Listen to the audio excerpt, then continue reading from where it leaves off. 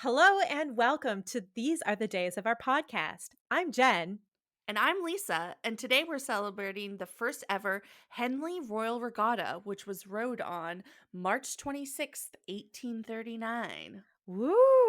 Woo! Rowing!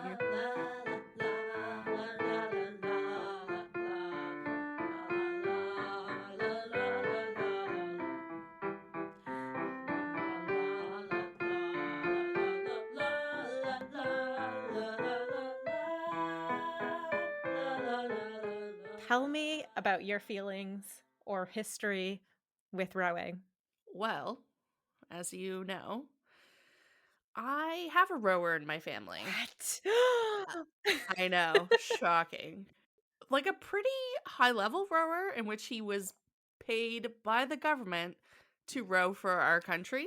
So, Kind of a big pretty deal. big deal, I guess. OMG. I guess. Whatever. He's still a little brat.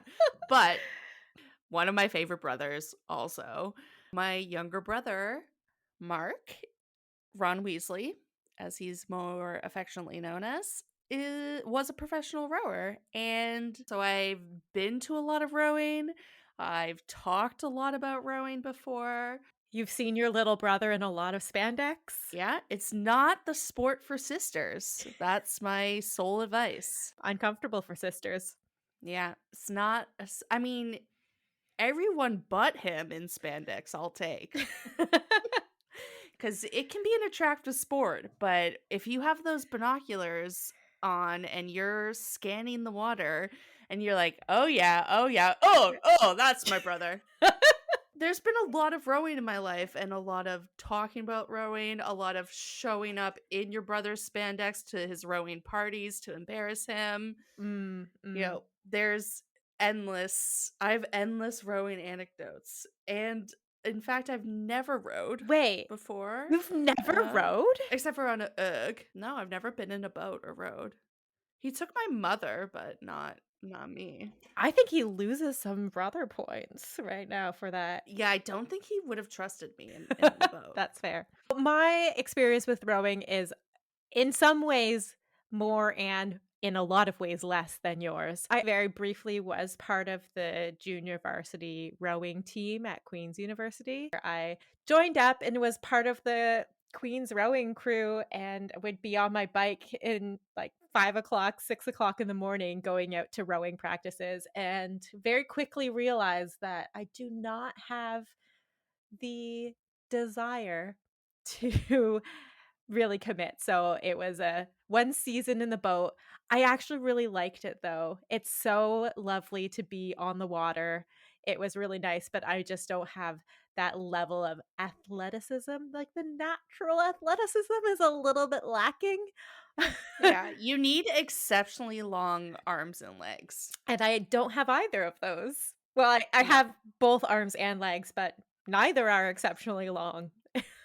Yeah, or exceptionally athletic. Or But or that. So I'm really glad I did it. It was really fun. I would love to just casually row just because I like water. I like being on the water and anything to do with water, but uh, I think rowing just requires too much commitment for a short-limbed lady like me.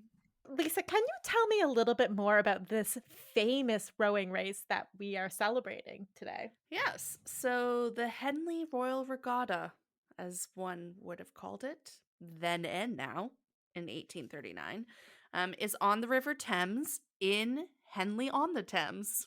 There you go.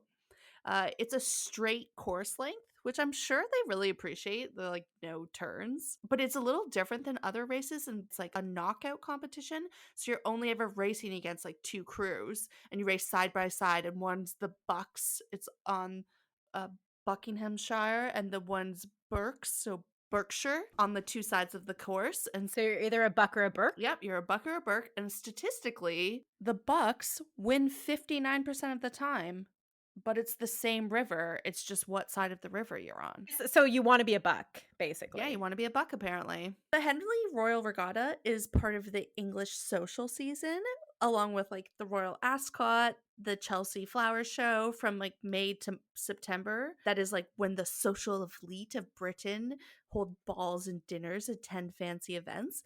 I didn't know that was still a thing. I thought it was just a thing from Downton Abbey or historical romance novels, but it's still part, like, this is still, there's still a social season.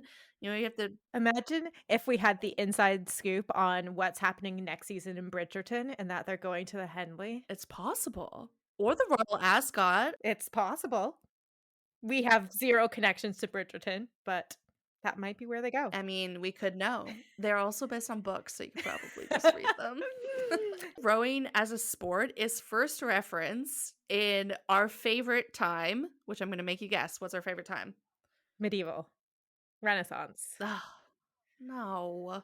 No, ancient Egypt. Like every good thing is mentioned. I'm so Like sorry. pie. So you That's have true. failed me on multiple things, okay? Ugh. So you think about what you've done.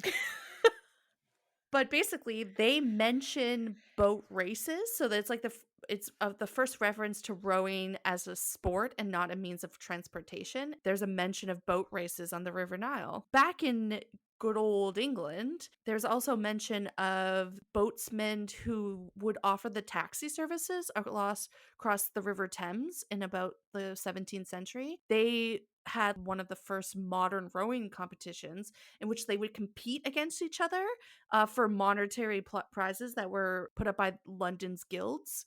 So that's pretty cool. It's always been in the Olympics, but the modern Olympics. But the first time a women participated wasn't until 1976 in the What? Montreal Olympics. That seems a little late, but yeah, this is the first time women competed in the Olympics in rowing. In celebration of this historic Henley race day, we are interviewing someone who has rowed in the Henley.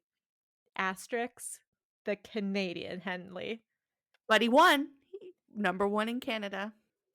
I am so excited to introduce our pod pal. He has been described as one of the most recognizable faces in Canadian rowing.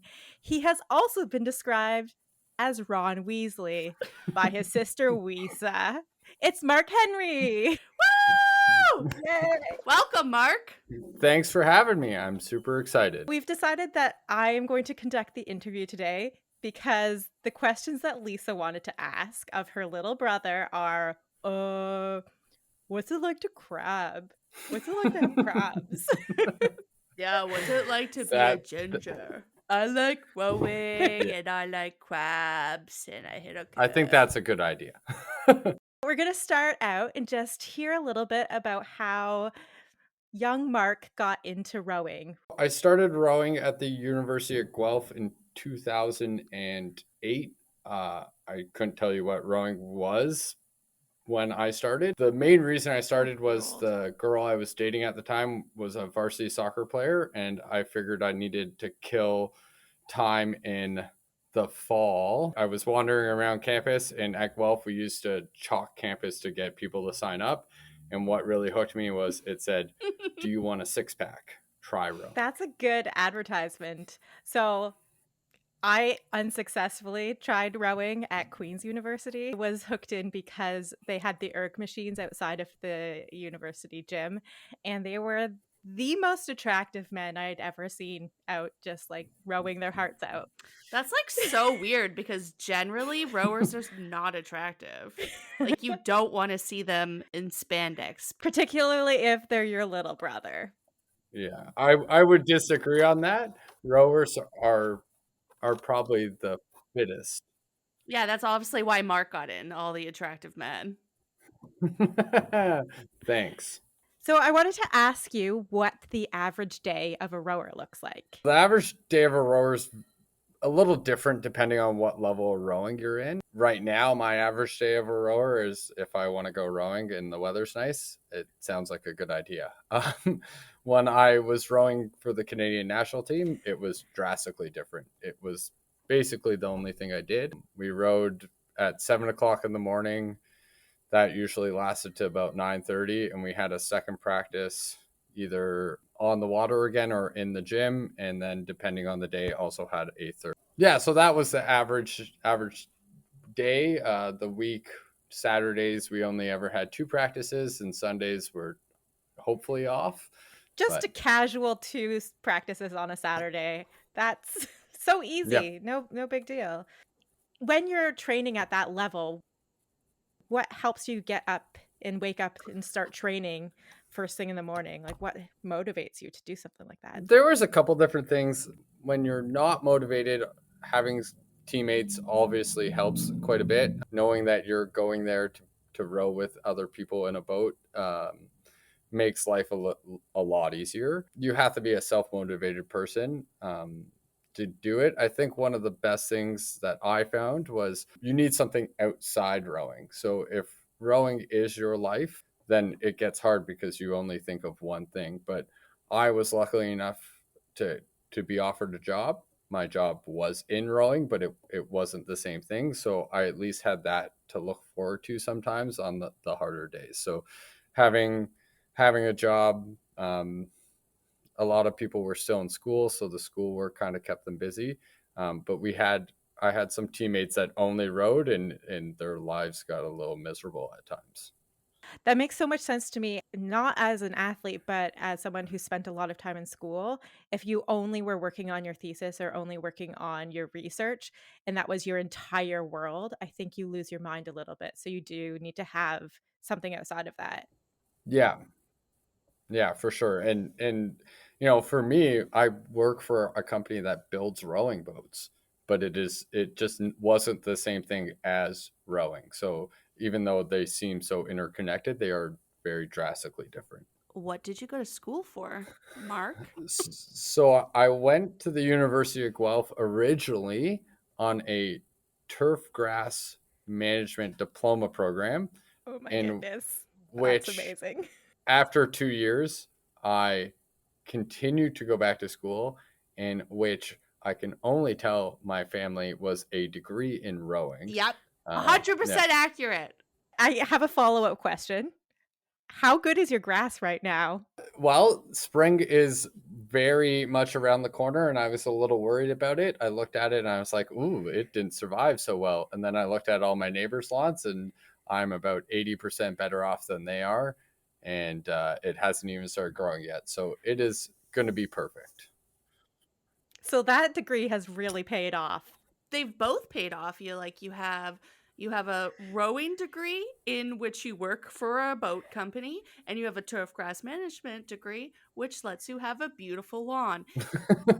What would you say is your proudest moment in your rowing career so far? There's a couple things that I'm really proud of.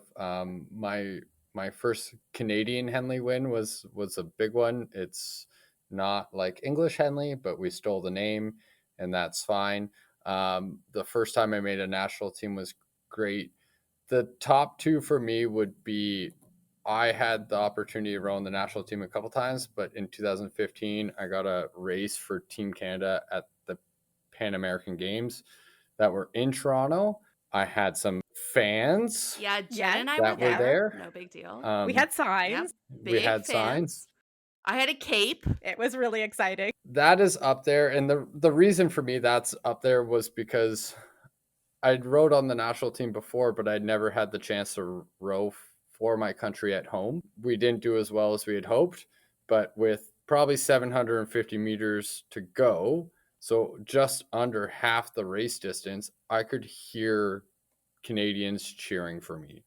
So almost a kilometer away, I could hear the couple thousand people in the grandstand yelling Canada, which was mind blowing for me. You do have some very loud fans. Yes. First of all, Lisa Henry. Second of all, Jennifer Dagthorn.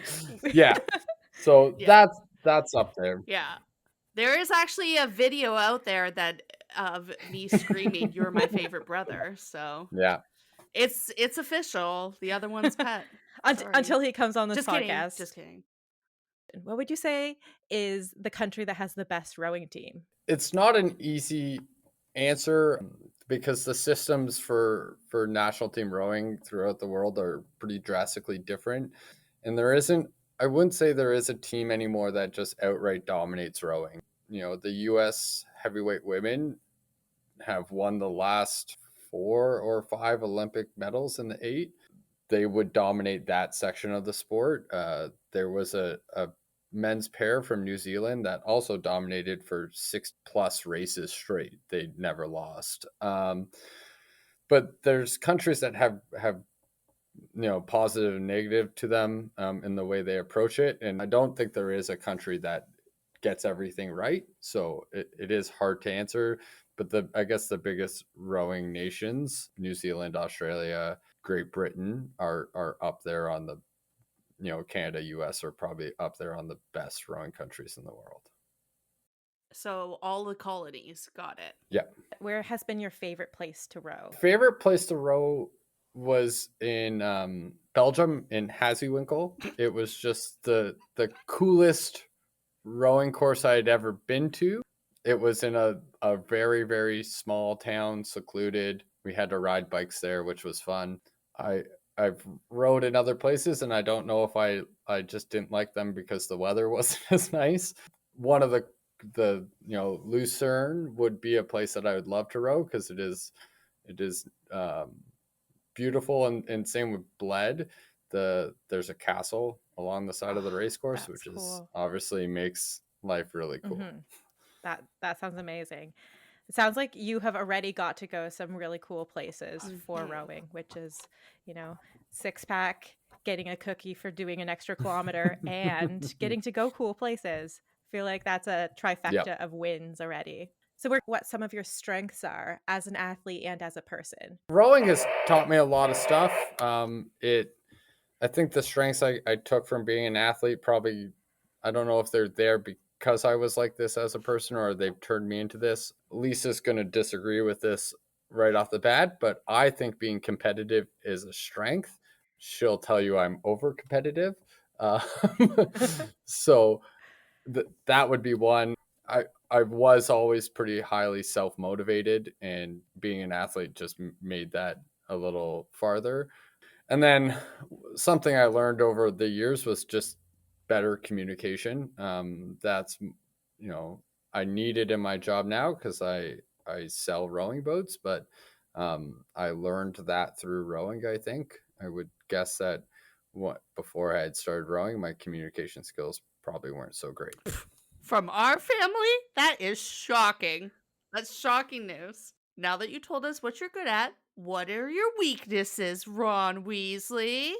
I would say President's Choice cookies. President's Choice cookies, Mrs. Henry's quesadillas. The other part of being competitive is sometimes I'm too stubborn. My sister's gonna love that answer. That's a Henry family trait, though, so we can't get away from it. Yeah, I was gonna say, I think that your sister may share some of that. That's actually incorrect. That's factually incorrect. Thank you. Official. So now you're selling boats and you're also coaching. So I wanted to touch on coaching a bit and ask you also what you like better, being an athlete or being a coach? Now I like being a coach better. It's a lot, not less work, but a lot less physical work. A little bit more mental, but a lot less physical. I loved being an athlete. I think I had some great coaches when I started rowing, and I saw how much effort they put into me when I was an athlete that I felt the need to definitely pay back the rowing community in the same way. So I've been coaching more than I've been rowing for the last 4 years, and I've had the joy of coaching a lot of young women. That just happens to be the demographic around the rowing club right now, and which has been really good. I've learned a lot from them, and it's been a lot of fun. You have to coach them differently. Not that that's a good or a bad thing. It just you learn a lot more about yourself and how to interact with people when you're coaching young women than you do young men. It's actually perfect because when you have your 6 children, statistically, one of them's going to be a girl. So, like, this experience is excellent. And then you'll be able to fill a boat. Yeah. Just Yeah. So you could get a race going. So it's like you and Kristen in one boat and then the 6 children in the other boat. So you can have like a 2 men sculler sweep. We don't judge. We don't judge either way. And get a little race going. And then all be the official at the end. Oh, okay. Yeah, not having 6 children, I hope. Well, they're going to be spending summers in England, so it's fine. Which is Yeah. apparently a very good rowing nation, Yes. so we won't let you Yeah. down. Well, it's hard to not be a good rowing nation when you have a river running right through the largest city. It's true, but it's pretty gross. I wouldn't want to go in there. Apparently it's less gross than it used to be, but still questionably maybe not the best place to go for a dip. What would your advice be for someone that wants to get into rowing? I would always suggest people to try it. It's definitely not a sport for everyone. Like all sports, some people are going to love it and some people just aren't going to see the joy in it. It's the bonus to rowing. It's a low impact sport, so you don't have to have very good knees and all that kind of stuff. So you weren't a gymnast having to retire at 30 with double hip replacements and knee replacements. No, and then that is, I guess, the other bonus to rowing is I coach someone right now is into his 70s. I know people rowing, and I know people rowing into their 80s, so it is kind of cool in that aspect. But the nice thing about rowing is you don't have to. It's not something you had to learn when you were 10 because you wouldn't be any good at it if you picked it up when you were 50. I know people going into the sport when they're 50 and win masters races because they pick it up and they like it and they keep trying it. Is it true that rowing is like one of the most physically demanding sports? It's like out of the sports for like say summer and winter Olympics, summer is rowing and winter is cross country skiing. Rowing, it's highly physically demanding, mentally demanding, and technical. So obviously, if you just want to row for fun, you don't have to have the highly physical demanding part of it. But there is a lot of technical aspects to rowing. The mental aspect tends to only show up in racing and a lot more in high performance rowing than it does in typical rowing. But it's a full body sport. You use your legs, your glutes, your back, your arms on the drive sequence of the rowing stroke, and then you have to go back the other direction. Not that you're using a lot of energy, but you do use energy. It's the hardest sport I've ever played, but it is a very different sport because it's a power endurance and it's a very short period of time that you're almost at maximum for the whole thing. So if it's so physically demanding, is there a lot of issues with drugs in the rowing world? I don't think there is. I would say that probably because it's not a professional sport and it's an amateur sport. So if you're not getting paid, the likelihood of cheating is a lot less.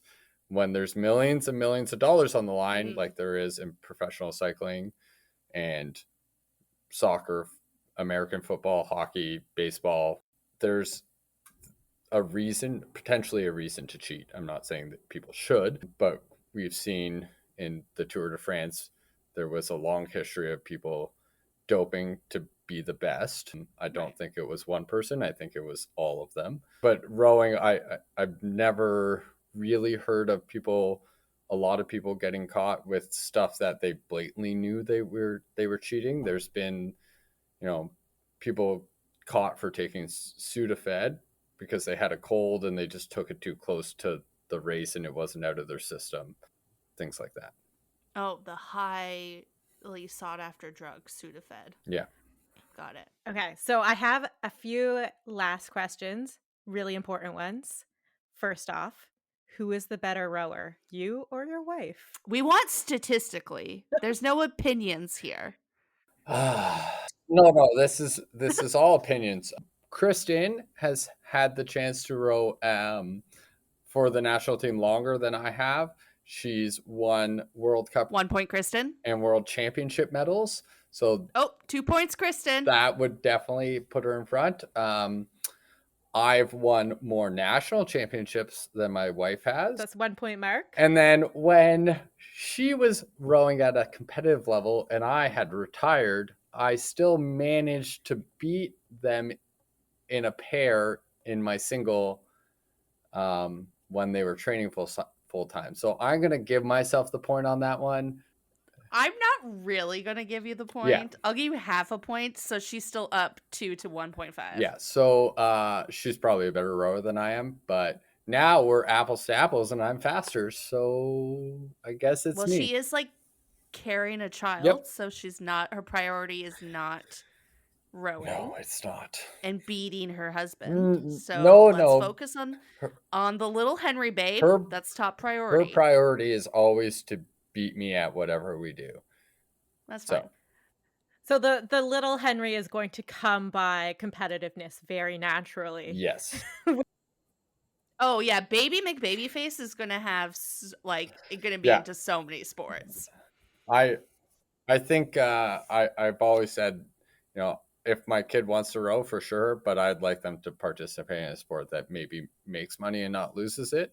Um, Oh yeah, let's do it. Like we Golf, need tennis, Oh. we cycling. need golf. Yeah, the Henry babe needs to get into those sports. I mean, they're whoever it is going to have to support their aunt and uncle. So if I'm not having children, they're now in charge. So I need them to make a lot of money. Yeah. And also, I would really like to be able to show up and very loudly cheer for them eventually, in their golf or tennis games. Yep. So, this is another very important question. Would you consider yourself the most athletic Henry? Yes. And the only reason I say yes now, so my lovely sister will tell you that she's more athletic than me because she once ran a marathon. Not once, a Well, couple like times. more than once, bro.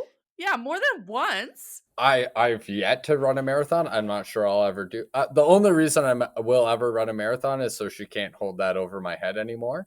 That's a good reason to do anything. My brother is definitely stronger than I am now. When I was on the national team, we were probably the same strength. But what really put it over the top for me is one of our really good family friends, Scott Barberson. When we were growing up, he used to beat me up. He was basically my second brother. And when I started making the national teams and rowing for the national team, Scott used to tell all Matt's friends that I was on the national team, so they would call Matt and say, "Oh, your brother's a better athlete than you now." And so that happened for years.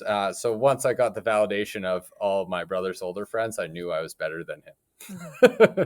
Oh, yeah, definitely. And you, of course, have that printed on a Yeah, t-shirt yeah. now. Like, you will, yeah. Yeah, obviously. Well, I guess also obviously. you can say you were legitimately on a national team as an athlete. So I feel like that gives you a point in that category, but Matt will tell you otherwise because when I was on the team, he decided that the pinnacle of athleticism was the 100-meter dash. Yeah, how And many 100-meter dashes have you guys done? too And many. how many times do you win, Mark? How many times do you win? I've won one.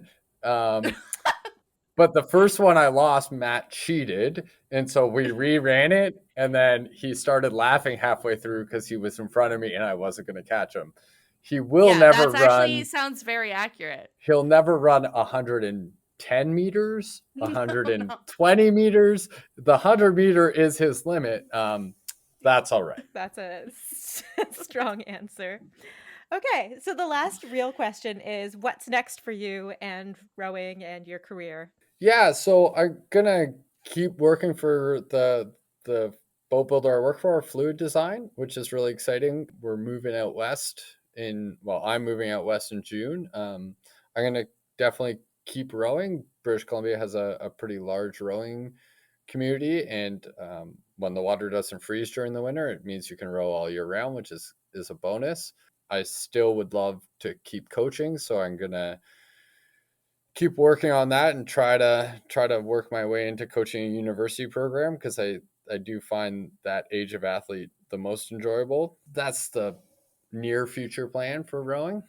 Okay, now I'm turning it back over to Sister Lisa because she has some rapid fire questions to ask you, some random facts. These are rapid fire questions, so you can't think. Okay. You just have to answer.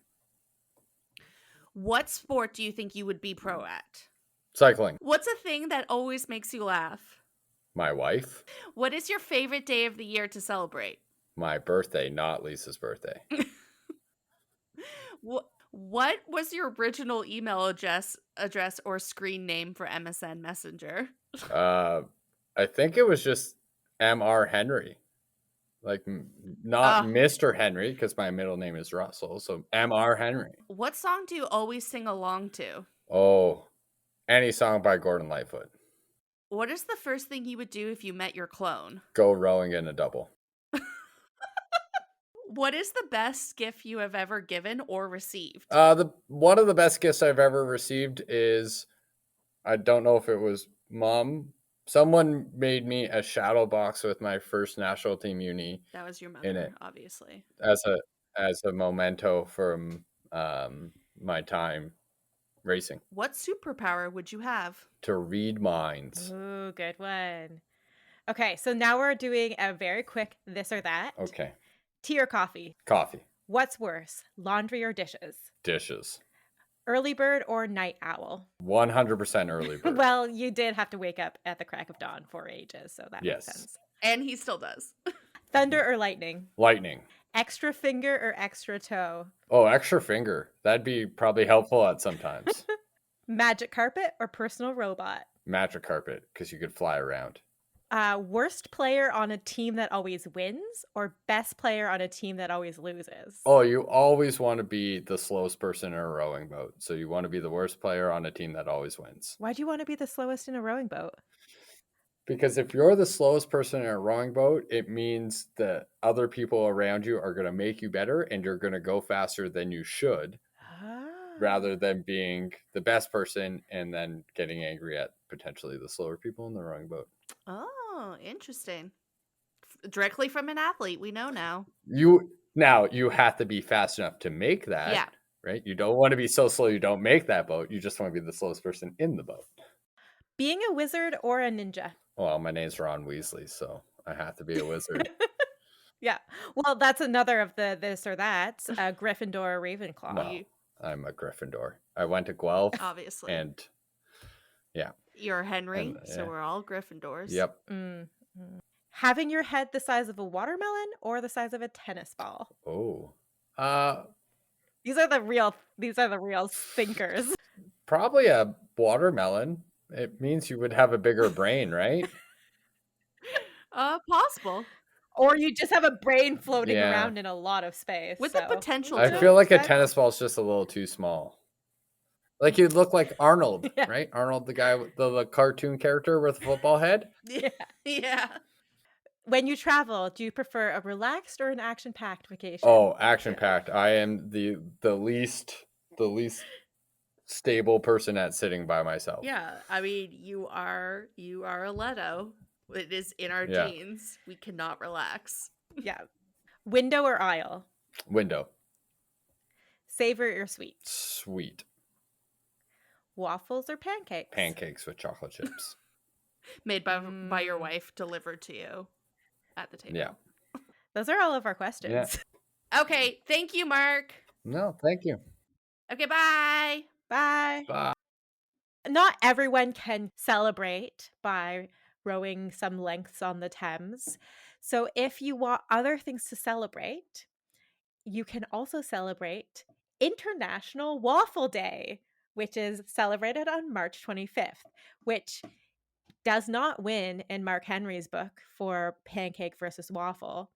But I am a strong advocate for the waffles dominance of the breakfast carb table. So really would like to celebrate Waffle Day. Unfortunately, do not have access to a waffle maker and everything is still closed from COVID. So I might actually have to sacrilegiously have pancakes on Waffle Day. Oh, the shame. The shame. We also just missed International Day of Forests and World Poetry Day, which were celebrated on March 21st. So you can post hoc go prance around in a forest repeating your favorite poetry. On March 23rd, we also celebrate the installation of the first elevator. So lots of exciting things happening this time of year, lots of things to celebrate, rowing, elevators, poetry, and waffles. Some famous birthdays on March 26th. We have Guccio Gucci, founder of Gucci. Tennessee Williams, born. Sandra Day O'Connor, the first woman Associate Justice of the Supreme Court of the United States. Nancy Pelosi, the current Speaker of the U.S. House of Representatives. Richard Dawkins, very famous British atheist. Diana Ross, American singer and actress. Steven Tyler from Aerosmith. Martin Short, Canadian comedian. And Robert Frost, of many poems, but probably the most famous from your elementary school days, The Road Not Taken. Well, that's it. Yeah, probably gotta go row. Gotta go rowing. Yeah, can't talk anymore. Gotta go rowing. Bye, Lisa. Bye. These are the days, my friends, the hourglass and descends. Let's sing and dance and make a bunch of noise. So let the fun ensue and learn a thing or two. These are the